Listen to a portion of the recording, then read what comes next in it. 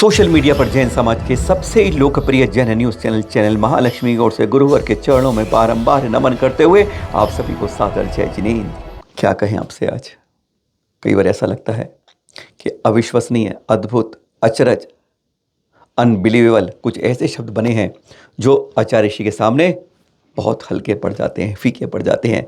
तो फिर कहना पड़ता है कोई देवीय शक्ति उनके साथ थी, ऐसे कोई अचंभे वाली बात थी उनके अंदर जो सुनकर आज आपको कुछ ऐसे समझ। बहुत लंबी कतार है हमारे पास इस तरह की, लेकिन आज आपको ऐसे अद्भुत 5 दिखाते हैं आपको। और शुरुआत कल ही से करते हैं। एक शासक आचार्य ऋषि 18 तारीख सुबह 2:30 बजे तड़के ब्रह्म मुहूर्त के समय कहते हैं ये पुरानी काया छोड़ के उर्द गमन।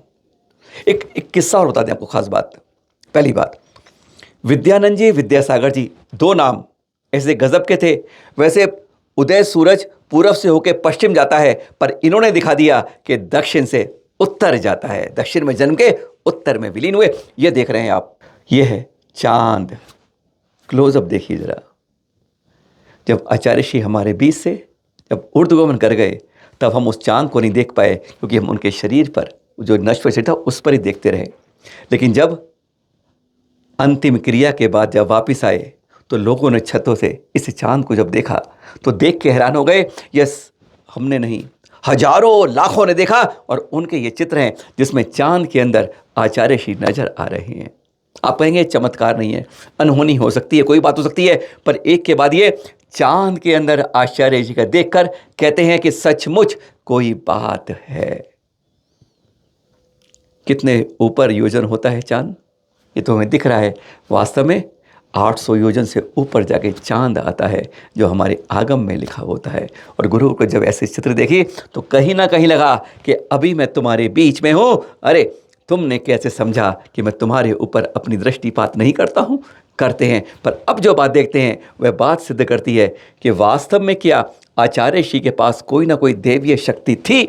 यह बात हमें मुनिषी प्रणम्य सागर जी ने प्रमाणित करके बताई। हाँ, तुम बात क्या कर रहे थे आपसे? देवीय शक्ति ऐसी आपके रिद्धि पंचम काल में नहीं। हम अतिशोक्ति कोई लेना नहीं चाहेंगे, पर जब किसी मुनि के वचन से जब बात सुनते हैं तो सचमुच विश्वास करना पड़ता है। उन्हीं के एक खास शिष्य मुनिश्री प्रणम्य सागर जी, उन्होंने चैनल महालक्ष्मी को चर्चा में बताया। हैरानगी वाली बात है, पर उन्होंने कहा खाते गांव की बात है। ये सब मालूम है आचार्य जी के बारे में। 78 साल की उम्र में भी कभी भी उन्हें दीवार का, पाटे का, पीछे का सहारा नहीं लिया। ऐसी हालत चेतन, कई बार अस्वस्थ होने के बावजूद ही उनके अंदर चर्या के अंदर, चतुर्थ काल की चर्या के नीचे उन्होंने कभी समझौता नहीं किया। बता रहे थे मुनिश्री प्रणम्य सागर जी कि खाते गांव में जब आहार चर्या के बाद आए, जैसे होता है, और उसके बाद शांत ध्यान समायिक में बैठ जाते रहे, चिंतन मनन करते हुए। और लगभग 150 मिनट, घंटे में कहेंगे आप तो 2.5 घंटे। कहते सारा संग देख रहा था, लोग भी कुछ भक्त वहाँ देख रहे थे। धीरे धीरे देखने के बाद 1 घंटा 1.5 घंटा हुआ, और उसके बाद आचार्य श्री कहते हैं मैंने नहीं देखा, मेरे साथ अनेकों संतों ने देखा, और वह आज मैं बता रहा हूँ। कहते धीरे धीरे उस पाटे से आचार्य ऋषि का शरीर जैसे हल्का होता जा रहा था, वह हवा में उठता जा रहा था। ये तो हमने कई बार सुना है, आगम में देखा है हमने कि जब हमारे तीर्थंकर केवल ज्ञान के बाद जब विचरण करते हैं तो कहते हैं 4 उंगल ऊपर चलते हैं। चाहे इंद्र नीचे 15 लाइनें 15-15 कमलों की 225 कमलों की लगा देता है उन दिव्य कमलों के, पर वह छूते नहीं है। कहीं सिंहासन होता है तो उससे छूते नहीं, 4 उंगल बनेगा। कहते मैं वह देख के साक्षात हतप्रभ था। कहते उस समय मेरी पलकों ने बंद होना भी भूल गए थे। उस क्षण को बताते हैं। क्या यह संभव है? हम लोग कहेंगे इस पंचम कलाक में, इस काल में संभव नहीं है, पर मुनिश्री प्रणम्य सागर जी कहते हैं हाँ, हमने देखा था, हम सब संतों ने देखा था, और हम गदगद हो गए थे, अभिभूत हो गए थे। और हम आज भी उस बात को क्षण को याद करके आत्मविभोर हो जाते हैं। जब गुरुवर पाटे से ऊपर उठकर ध्यान मग्न रहते हैं, और जब उठे जब बैठे तो वह नीचे थे और मुस्कुरा रहे थे। जैसे तुमने आज जो देख लिया है वह कभी किसी को बताना मत। 27 जून 2016 उन शख्स का नाम है जिन्होंने बताया, बलराम पटेल, सेमरा खुसर गांव वहीं पर ही है। आचार्य श्री का विहार चल रहा था। कहाँ से कहाँ? दमोह से पथरिया मार्ग, दमोह पथरिया मार्ग ना, दमोह से पथरिया की ओर बढ़ रहे थे आचार्य श्री।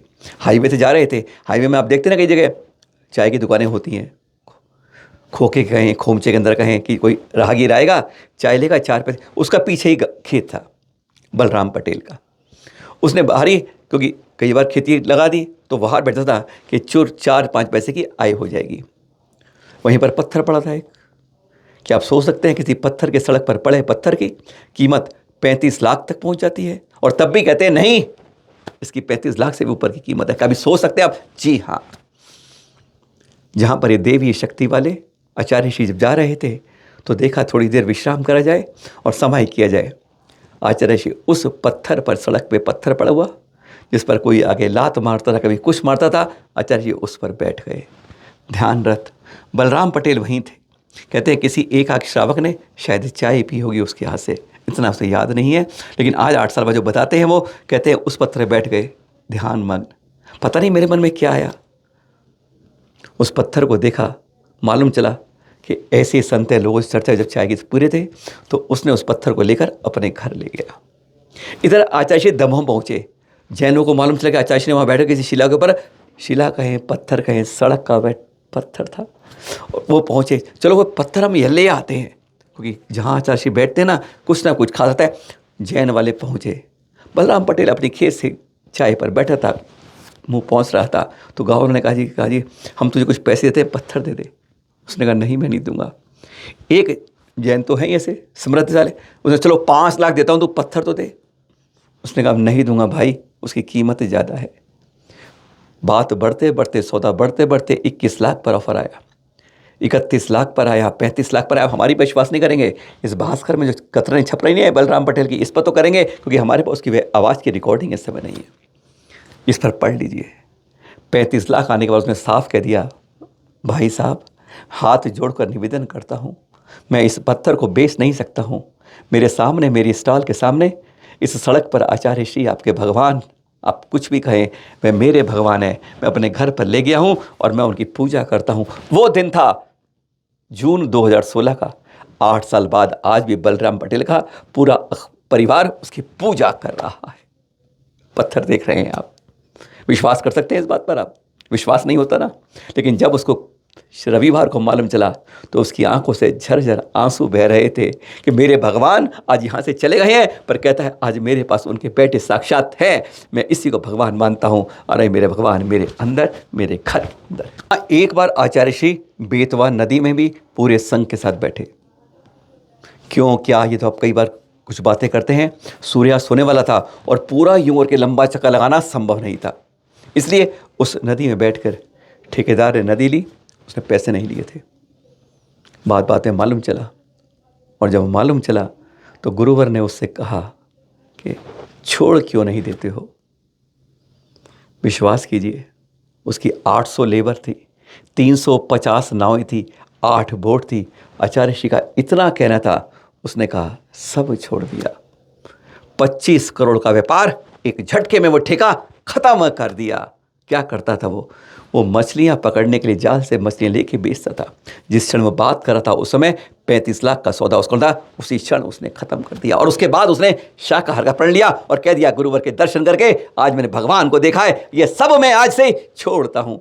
हम में से कितने के अंदर जज्बा आता है कि जो हम चमड़े का व्यापार करते हैं और अभक्ष का व्यापार करते हैं, लेकिन गुरुवर के साथ रहते हुए जैन लेनवादी नहीं छोड़ पाते हैं। उस अजैन ने एक क्षण में करोड़ों का कारोबार वे सब एक बार में मार दिया। कहते हैं यह होती है गुरुवर की प्रभावना, भगवान जैसे धरा पर उतर आते हैं। अभी आचार्य श्री की स्वास्थ्य कितना ढीला हो गया था, शरीर साथ नहीं दे रहा था, यह सब ने देखा। पिछले 20-25 दिन से जैसे एक धर्म युद्ध चल रहा था, काया और आत्मा का। लेकिन इससे पहले भी कुंडलपुर 2022, आपको याद होंगे दृश्य जब पंचकरण का था, बड़े बाबा के पास छोटे बाबा। एक दिन मंच से आचार्य श्री के जिंदगी में एक बार आपने देखा होगा कि आचार्य श्री की आंखों में भी आंसू बरस रहे थे। जीवन में केवल एक मौका आया था जब हम सब लोग वहां बैठे, जितने थे हजारों लोग बैठे थे, पूरा संघ बैठा था, वो मुस्कुरा रहे थे। लेकिन आचार्य श्री के अंदर की पीड़ा थी कि आज मेरा शरीर शिथिल होता जा रहा है, आज मेरे मन से आत्मबल मजबूत है, पर यह साथ नहीं दे रहा है। आचार्य श्री ने पहली बार हमने जीवन में उनको रोते हुए देखा। आंसू थे जब वो कह रहे थे, मैं चाहता हूं कि मेरी आत्मा, कहते हैं जब तक यह जल के खत्म नहीं होगा तब तक अंदर का ममत्व तो नीर नहीं निकलेगा। वह सुनाते हैं आपको झग 2022 की वह झलक जिसको आज याद करते हुए आंखों में आंसू स्वतः आ जाते हैं। प्रभु निकट में, प्रभु के साथ हम भी बैठे हैं, भी ऊपर बैठे हैं, उनके चरणों में हम बैठे हैं।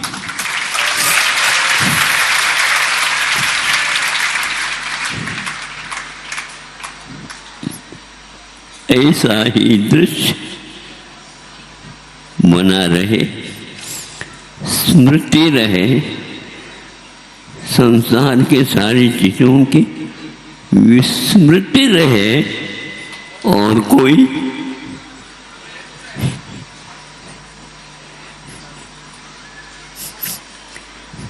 शरीर बिल्कुल शिथिलता है, किंतु भीतर से यथावत गुरु के वचन भी स्मृति पटल पर अंकित है।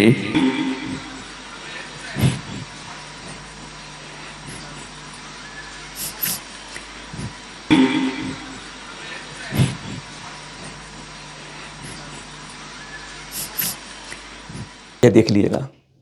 वैसे इस बार आपको बता दें, देश का कोई चैनल नहीं है, देश का कोई अखबार नहीं है जिसने अपने रंगों, अपने अखबार की स्याही को गुरुवर के नाम के लिए उपयोग ना किया हो। बड़े से बड़े चैनल और छोटे से छोटा अखबार से बड़ा बड़ा अखबार, ये देख रहे हैं जागरण झांसी का, लेकिन कुछ ऐसे भी होते हैं जैसे ये है। क्या लिख रहा है ये कि आचार्य श्री ने रात्रि भोजन का त्याग 8 अक्टूबर 1988 को झांसी में किया। जमीन तले पैर खिस जाती है जब बुद्धि कहाँ से कहाँ सरक जाती है। रात्रि भोजन त्याग, अरे गुरुवर ने तो रात्रि भोजन कभी किया ही नहीं। उन्होंने क्या क्या किया आज आपको वो बताए थे एक लाइन में, ये सुनने के लिए जो अजैन भाई ये समझ ले, आपको वर्ष के साथ बताते हैं जो आपने कभी जाना नहीं होगा। जानते हैं सब, हाँ, ना मीठा, ना नमक, ना ड्राई फ्रूट, ना फल, ना सब्जी, ना दही, ना दूध, कुछ नहीं, सब जानते हैं। लेकिन आज आपको बताते हैं कब कब उन्होंने क्या छोड़ा था, रात्रि भोजन त्याग। अरे रात्रि में तो भोजन कभी किया ही नहीं था। और आपको अब ये ध्यान से पढ़िए, इसमें क्या लिख रहा है अखबार में। इस समय लेते हैं केवल दाल, रोटी, चावल, जल ले रहे थे अनेकों वर्षों से गुरुवर। रात्रि में 3-4 घंटे सोते थे, 12 से 3 बजे तक अल्प निद्रा समझ सकते हैं आप। उन्होंने 1971 में नमक और मीठे का त्याग कर दिया था। 1976 में उन्होंने रस, फल, ड्राई फ्रूट आदि का त्याग कर दिया था। 1983 में उन्होंने थूकना बंद कर दिया था और 1992 से उन्होंने दिन में कभी लेटना बंद कर दिया था। हमेशा रात्रि में मौन व्रत रहता था और हमेशा हर 2 माह के अंदर कीश लूच करते थे। ऐसे थे गुरुवर। और ये अखबार कैसे हैं, इस बारे में अभी तक हमारे समाज से किसी ने इसका विरोध नहीं भेजा है, जबकि हमने इसके बारे में तुरंत इसके बारे में इनको एक ईमेल भेज दिया है। कम से कम लिखो तो सही। और जाते जाते ये चित्र आज सुबह के हैं जब गुरुवर की अस्थियों का संचय हो रहा है और कह रहे हैं आज यही हमारे पास यादगार रह गई थी। गुरुवर के असंचय देख रहे हैं, मुनिश्री महासागर जी के सानिध्य में भक्त लगे हैं। आज सब कुछ सूना सूना हो गया है, पर दिल में आज वही विद्यमान है। कौन सी देवीय शक्ति गुरुवर के साथ थी, यह एक शोध का विषय है। सादर जय।